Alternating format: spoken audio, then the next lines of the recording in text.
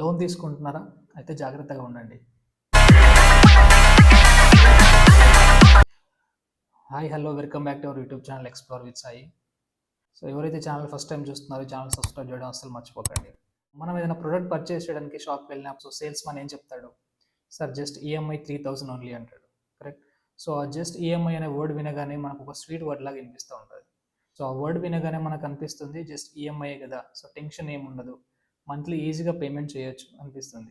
మనకి రిలీఫ్ అనిపిస్తుంది ఆ టైంలో మనం ఫ్యూచర్ గురించి ఆలోచించడం అస్సలు మర్చిపోతాం. కరెక్ట్. కొన్ని మంత్స్ పాస్ అయిన తర్వాత ఏమనిపిస్తుంది అంటే అప్పుడు ఒక్క ఈఎంఐ కాదు, మల్టిపుల్ ఈఎంఐస్ అవుతాయి.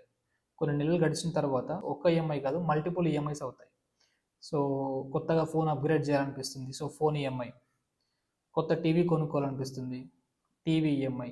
ఏదైనా అర్జెంట్ సిచ్యువేషన్లో క్రెడిట్ కార్డ్ నుంచి మనీ విత్డ్రా చేసుకొని రీపేమెంట్ చేయలేక ఈఎంఐగా కన్వర్ట్ చేస్తాం, so credit card EMI. So ఇలా మల్టిపుల్ ఈఎంఐస్ యాడ్ అవుతాయి. ఏమవుతుంది ఫైనల్గా, శాలరీ క్రెడిట్ అయిన వెంటనే ఈఎంఐస్ అన్ని కూడా డెబిట్ అయిపోతూ ఉంటాయి. ఇక్కడ రియాలిటీ ఏంటంటే ఈఎంఐ అమౌంట్ అనేది తక్కువగానే ఉంటుంది, బట్ మనం రీపేమెంట్ చేసే టోటల్ అమౌంట్ అనేది చాలా ఎక్కువగా ఉంటుంది. ఫర్ ఎగ్జాంపుల్, ఇప్పుడు మీరు ఒక 10 lakhs లోన్ తీసుకున్నారనుకోండి, సో మళ్ళీ రీపేమెంట్ చేసేటప్పుడు 12 to 15 lakhs పే చేయాల్సి వస్తుంది. కరెక్ట్. ఇక్కడ ఈఎంఐ తీసుకోవడం అనేది తప్పు కాదు, లగ్జరీ కోసం ఈఎంఐ అనేది తీసుకోవడం కరెక్ట్ కాదు. మీరు కూడా ఏదైనా అసెట్స్ కానీ ప్రాపర్టీస్ కానీ తీసుకోవాలనుకున్నప్పుడు ఈఎంఐలో తీసుకోండి, that is okay. But luxury కోసం ఈఎంఐ అవాయిడ్ చేయండి. ఓకే. ఇలాంటి వీడియోస్ కోసం ఈ ఛానల్ సబ్స్క్రైబ్ చేసుకోండి.